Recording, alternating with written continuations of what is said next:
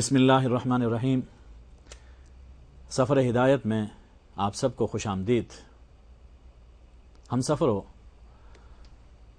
گزشتہ نشست میں محبت کے حوالے سے بات ہو رہی تھی اور یہ بات عرض کی جا رہی تھی کہ محبت اللہ کی بڑی نعمت ہے، ایک بڑی قوت ہے۔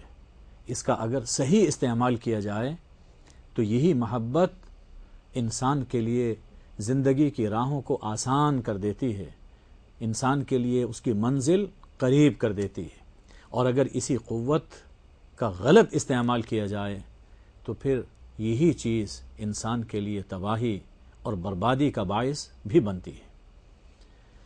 ہماری محبت کا مرکز وہ رسول اکرم صلی اللہ علیہ وآلہ وسلم کی ذات گرامی ہے، اور ایمان کی طرح صحابہ کرام، اہل بیت عظام، وہ ہمارے لیے اسوہ ہیں حضور اکرم صلی اللہ علیہ وآلہ وسلم کی محبت کا۔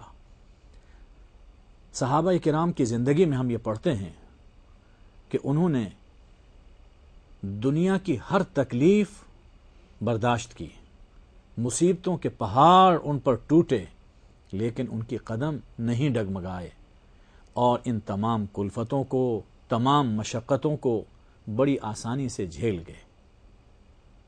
اس میں راز کیا تھا؟ اس میں راز یہی محبت تھی۔ دل میں حضور اکرم صلی اللہ علیہ وآلہ وسلم کی محبت رچ بس گئی تھی۔ آپ کی خاطر، آپ کے دین کی خاطر جو بھی تکلیف آئی وہ ہنس کے سہ گئے، لیکن اپنی منزل کی جانب گامزن رہے۔ آئیے صحابہ کی سیرت سے چند روشن واقعات پڑھتے ہیں اپنے ایمان کی تازگی کے لیے۔ مکی دور کا واقعہ ہے۔ 38 آدمی مسلمان ہوئے تھے۔ حضرت ابوبکر رضی اللہ تعالیٰ عنہ سر فہرست تھے جن لوگوں نے اسلام قبول کیا، لیکن ابھی زیادہ تعداد نہیں تھی۔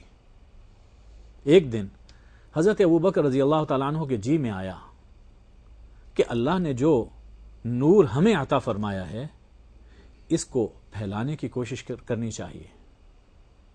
جی ہاں، ایسا ہی ہوتا ہے کہ جب کسی چیز کی محبت دل میں ہو تو پھر اس کی خوشبو زیادہ دیر تک بند نہیں رہتی، وہ مہکنے کے لیے بے قرار ہوتی ہے۔ رسول اکرم صلی اللہ علیہ وآلہ وسلم نے فرمایا کہ ابوبکر ابھی وہ وقت نہیں آیا کہ جب ہم کھلے عام اس کی دعوت دیں۔ اس وقت ان پر دعوت کا جذبہ غالب آیا، اصرار سے اجازت لی۔ حضور صلی اللہ علیہ وسلم نے اجازت دے دی، مسجد حرام میں پہنچے اور لا الہ الا اللہ کا نعرہ لگا دیا۔ چنانچہ اس کا جو نتیجہ ہونا تھا وہ ہوا۔ مشرکین آپ پر پل پڑے، تماچے مارے اور ٹھوکریں ماری، گھسیٹا اور اتنا ظلم کیا کہ آپ بے ہوش ہو گئے۔ قبائلی نظام تھا۔ آپ کا قبیلہ بنو تیم، انہیں جب خبر ہوئی کہ ابوبکر مسجد الحرام میں بے ہوش ہیں اور دوسرے لوگ ان پر ظلم کر رہے ہیں، دوڑتے ہوئے آئے اور ان کو وہاں سے اٹھایا، گھر لے گئے۔ جا کر ان کی والدہ ام الخیر سے کہا کہ ان کا خیال رکھیے۔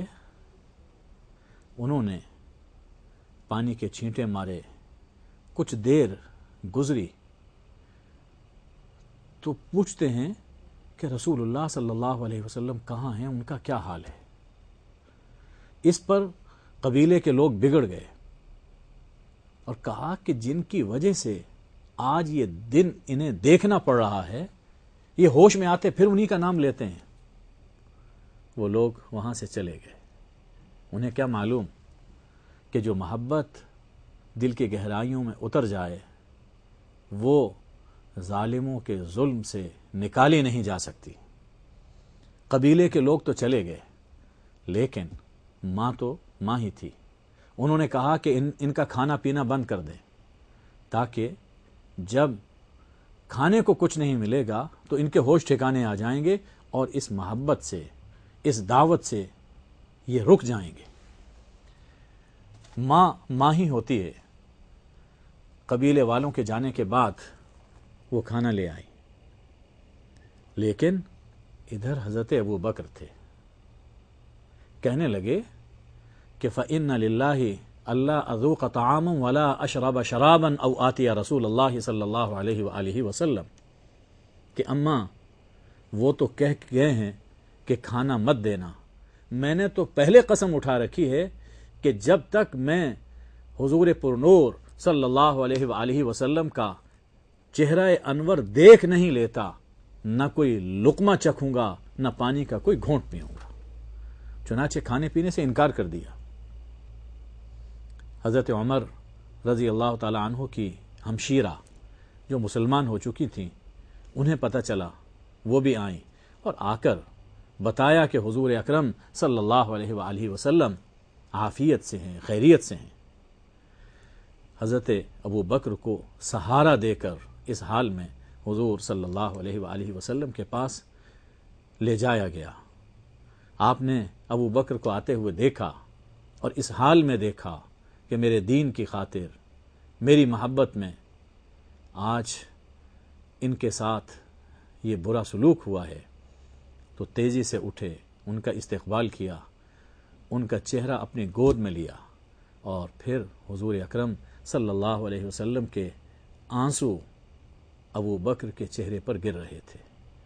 دیکھیے محبت کا یہ کتنا حسین انعام ہے جو ابو بکر کو نصیب ہوا کہ سرکار ختمی مرتبت کے آنسو ابو بکر کے چہرے پہ گر رہے۔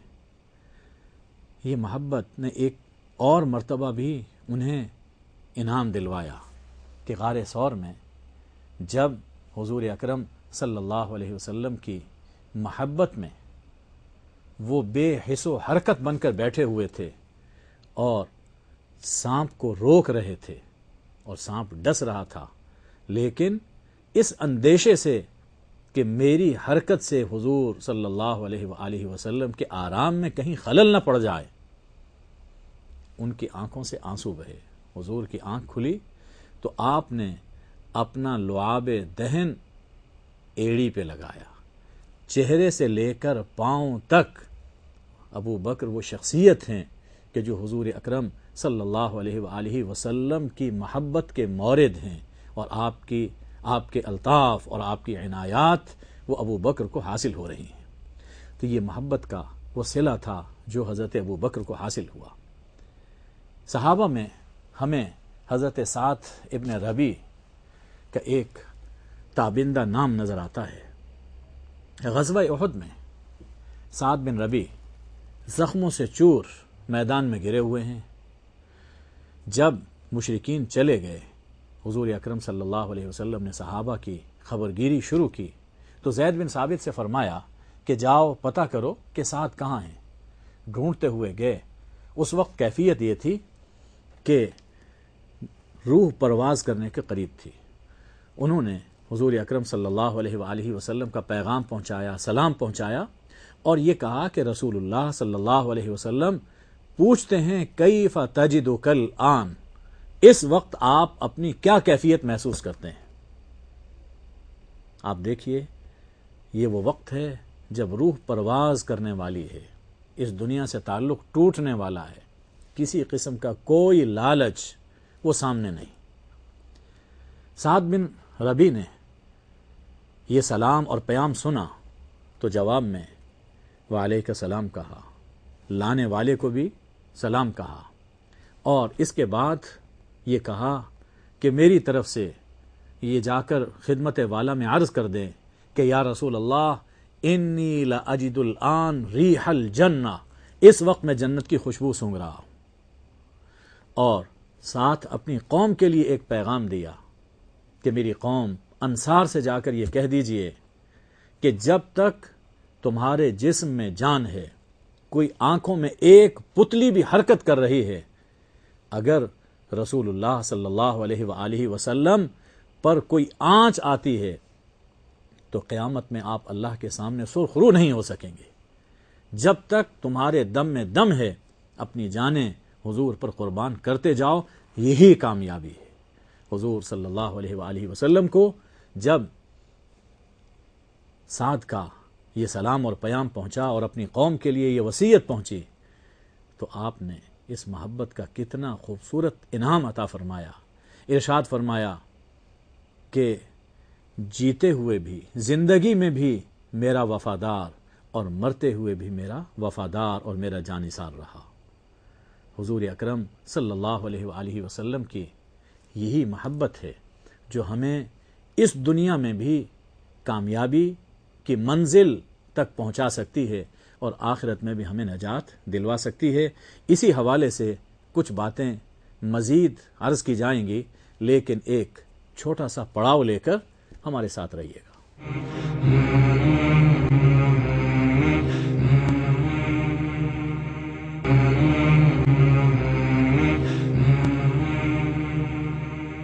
بسم اللہ الرحمن الرحیم۔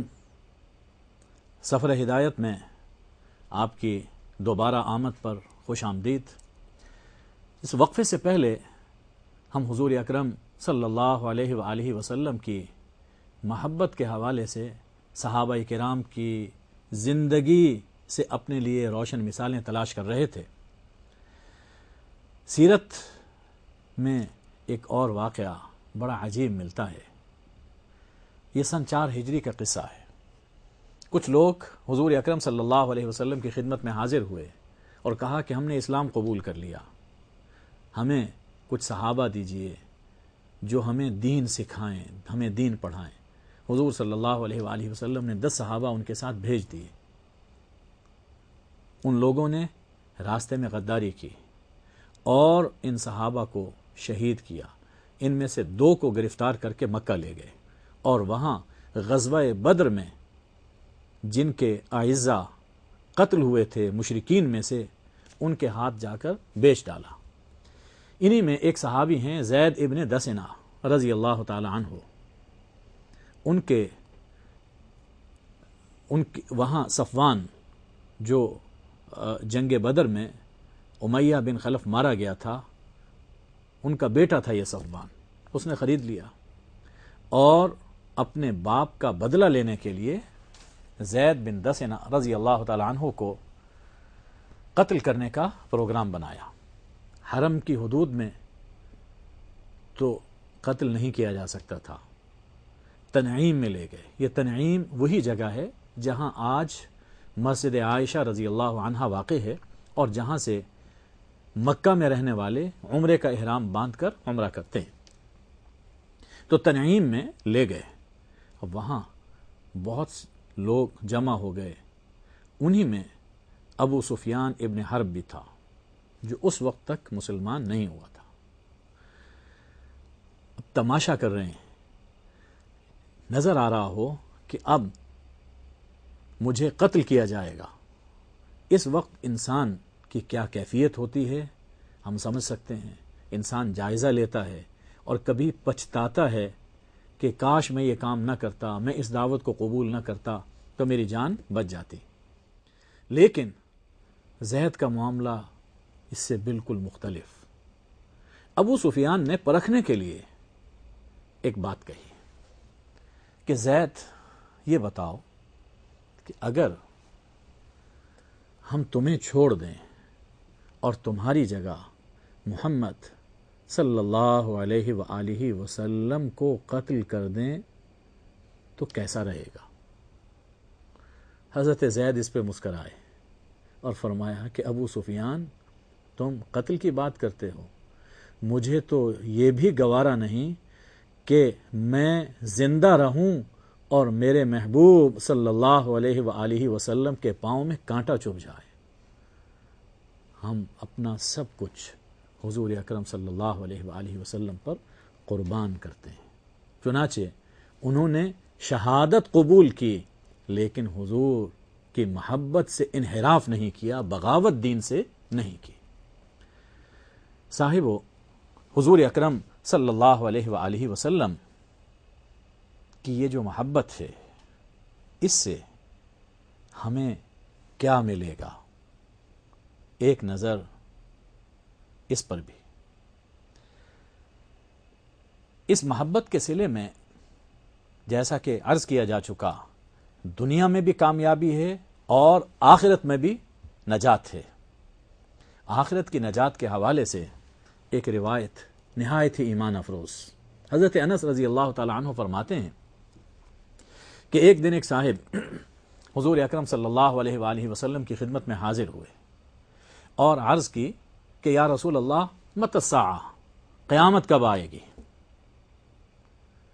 آپ نے فرمایا کہ وَيْلَكَ مَا أَعْدَدتَّ لَهَا، ارے قیامت کے آنے کا سوال کرتے ہو، یہ بتاؤ کہ تم نے قیامت کے لیے تیاری کیا کر رکھی ہے۔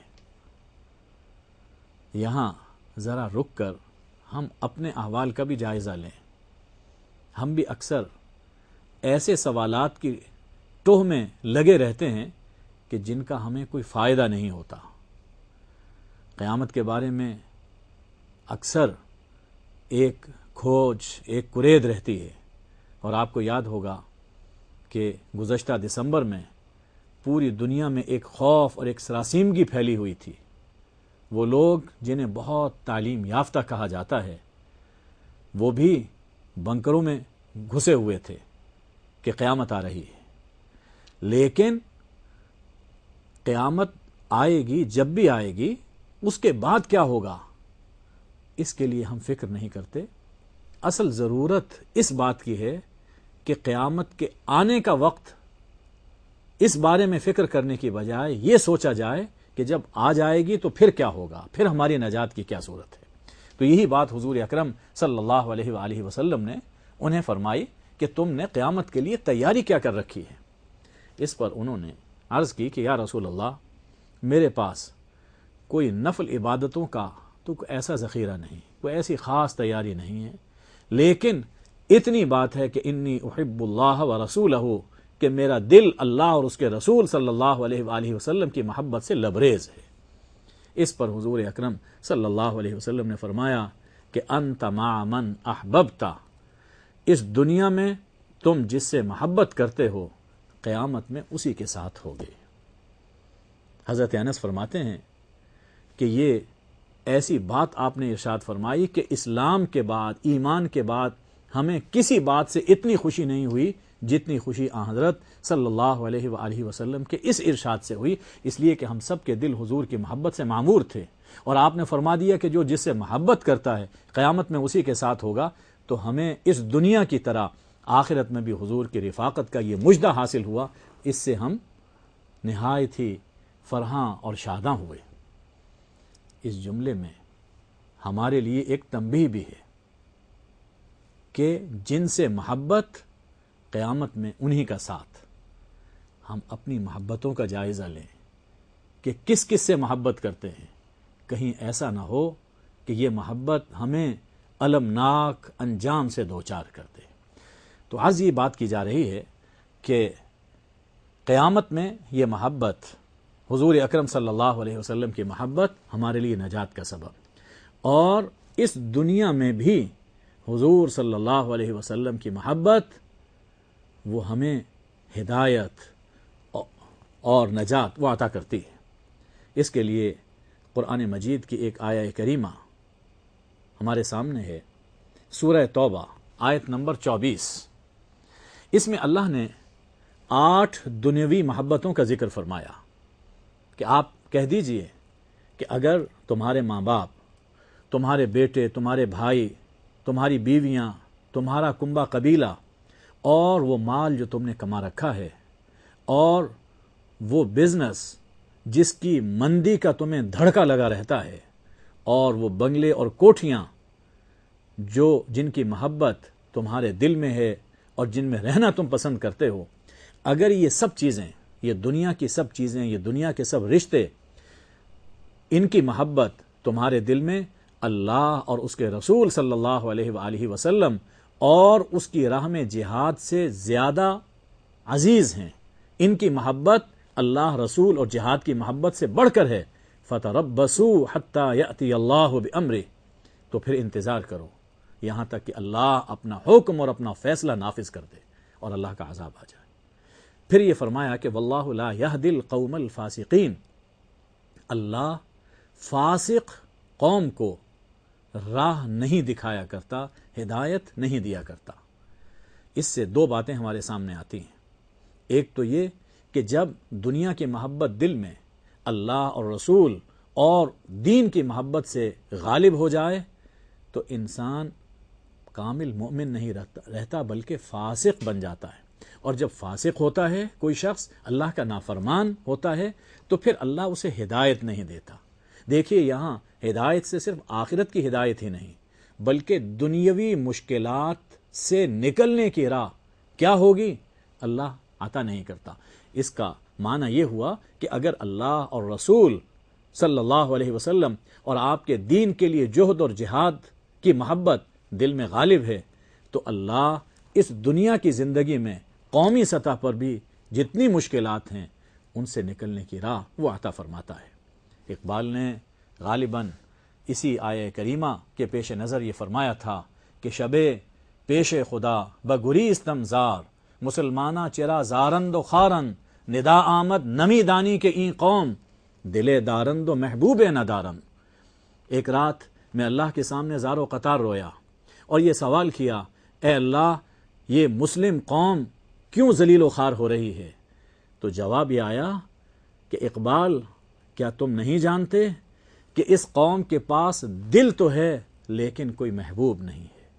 افسوس کہ اقبال نے جس محبت کی طرف ہمیں متوجہ کیا تھا، اپنے دل کو محبت سے لبریز کرنے کی دعوت دی تھی، ہم نے اس محبت سے ہٹ کر ایک اور محبت کا اپنے دل کو مسکن بنا لیا، اور وہ یہ دنیا کی محبتیں ہیں، ناپاک محبتیں ہیں۔ ضرورت ہے کہ اگر ہم ان مشکلات سے نجات حاصل کرنا چاہتے ہیں قومی سطح پر بھی، انفرادی سطح پر بھی، تو یہ ویلنٹائن ڈے جیسی محبتیں، ان سے ہٹ کے اللہ اور اس کے رسول صلی اللہ علیہ وآلہ وسلم کی محبت سے اپنے دلوں کو آباد کریں۔ اللہ مجھے آپ کو عمل کی توفیق عطا فرمائے۔ آپ کی رفاقت کا شکریہ۔ انشاءاللہ پھر ملاقات ہوگی۔